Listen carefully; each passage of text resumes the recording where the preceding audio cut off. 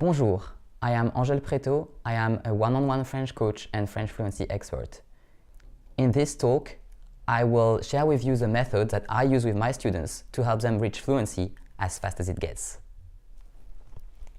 But first, why should you listen to me?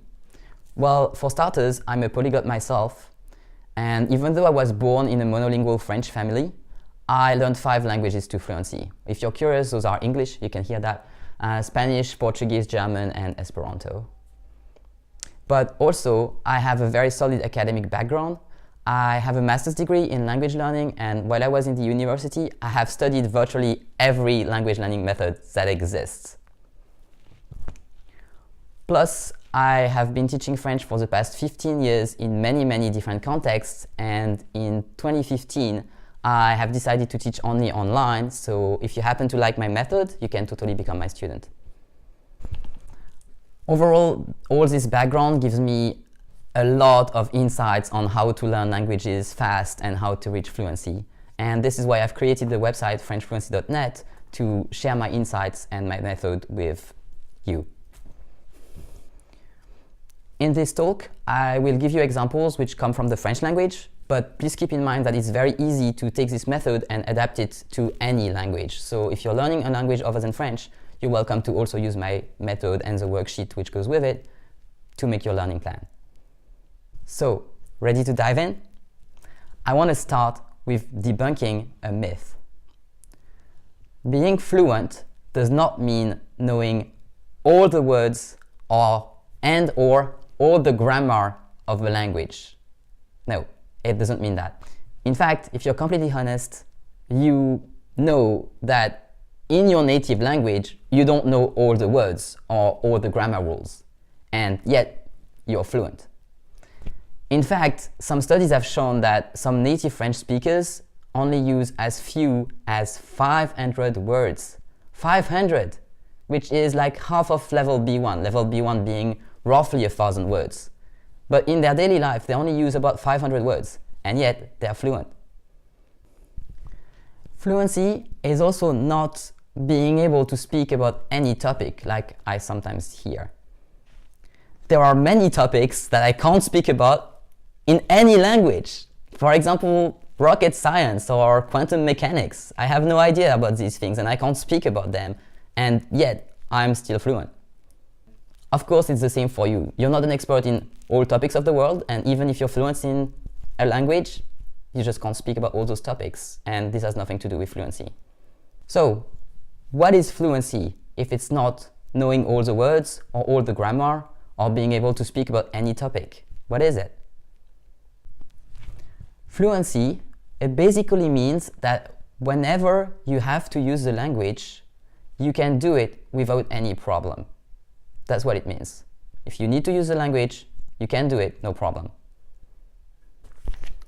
Or, in linguistic terms, fluency is defined as the ability to perform all the tasks you need to perform in a given language without friction or problem. All the tasks you need to perform. Do everything that you need to do. The keywords here are you need. Even if I can't speak about rocket science, I'm still fluent because I'm not a rocket scientist and I don't need to speak about rocket science.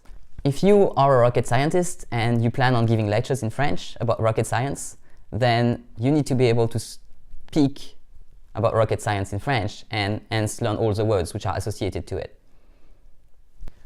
Because everybody is different and everybody has different needs and different topics that they like or want to speak about or need to speak about, then it follows that everybody's fluency is also different. If you're in high school and you're learning French because you plan on spending a year in France or in a French-speaking country and you want to just be able to get by in your country and go to classes and make friends and all that, then your fluency is going to be very different from that of, say, a 40-year-old executive who is learning French because he needs to speak French with his business partners in order to close deals. You understand? Those are like very specific different needs, and what you need to learn is different. What this means is if you can identify exactly what you need to learn and work on exclusively those skills, then you will drastically shorten your way to fluency. If you can just identify what you need to learn and work on only that, then your learning time is going to be very much shorter, very much. It's like maybe 20% of what it would have been if you would have learned whole of the language. I will tell you how you can do it step by step. I have created this worksheet for you, so you can follow along with the process and you can use it later as your learning plan in the future. It has 2 pages and it is free. You can get it for free at frenchfluency.net/worksheet. Again, I give the example of French, but it really works for any language. You just have to follow the process. So please pause the video and grab this worksheet. It's over at frenchfluency.net/worksheet, one word. Got the worksheet? Okay, so the first step is to define fluency. You can define it here in this square in broad terms, like what does fluency mean for you? What do you need to be able to do? Is it going on a trip? Is it being able to stay at a hotel and speaking to the staff? Is it having long conversation in French with your French friend or your spouse? Is it closing deals in your business? Just, define it in relatively broad terms here. And then the second step is to make a list. So you remember how we define fluency as the ability to perform all the tasks you need to perform in a given language without friction or problems? What you need to do is here write all the tasks you need to perform. So some examples might be being able to order coffee, or asking for the time, speaking about a product, giving a talk, writing an email, having a conversation about the kids. Write all the subjects you need to speak about, all the actions that you have to do when you speak French or read French or write French.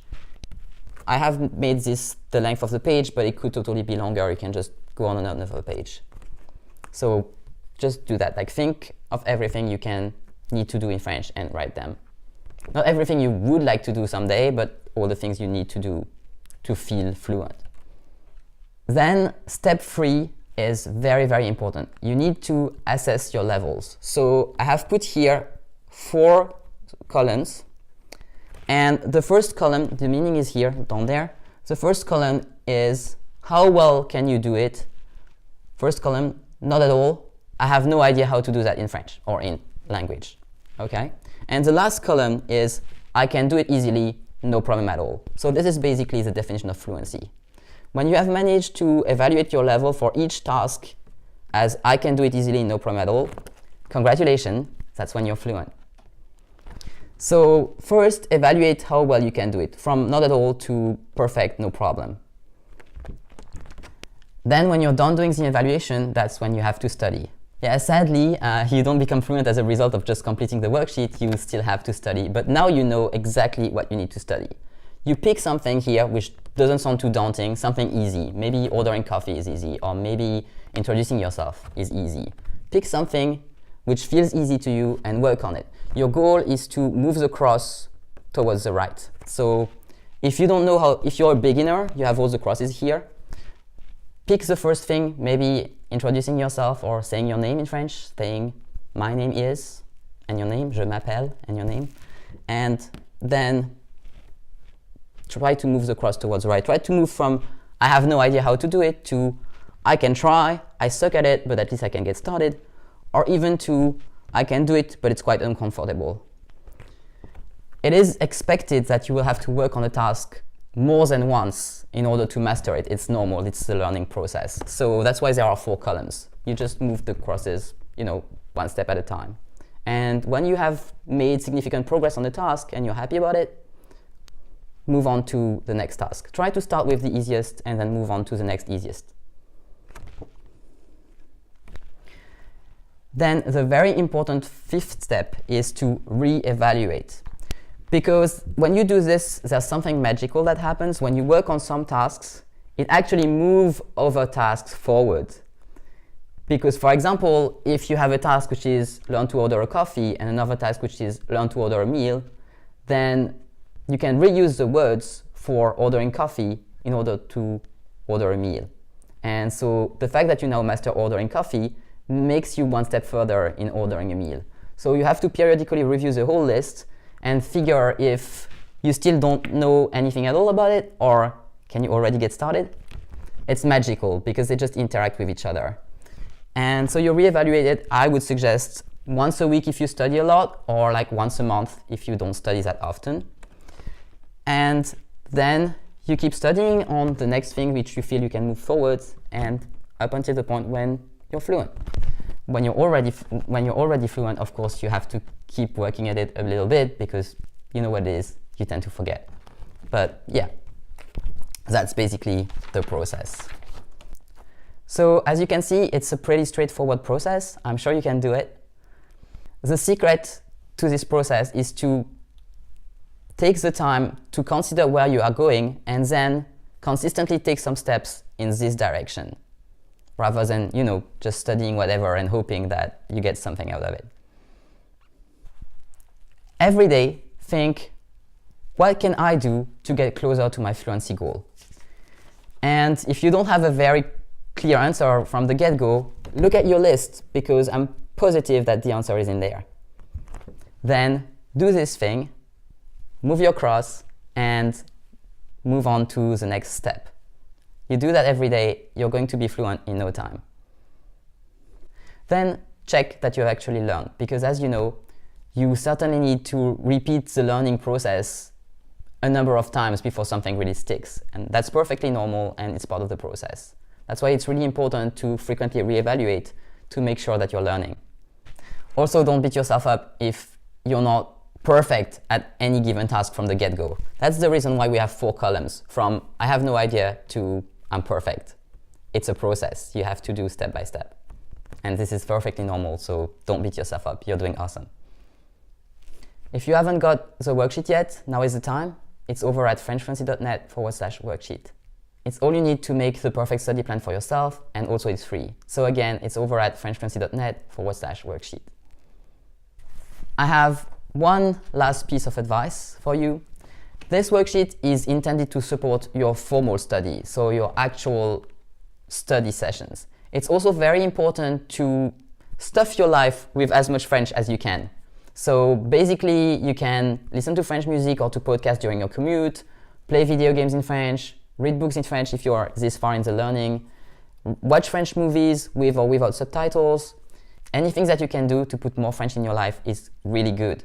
So don't hesitate to add some on the side, even if it's not part of this list. Just add some French around, because it really helps the learning process in your brain.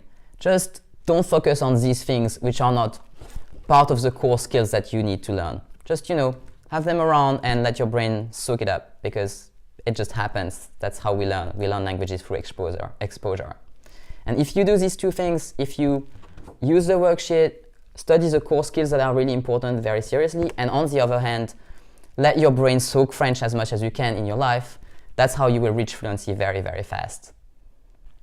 So that's it. This video was a really, really brief overview of the methods that I use with my students.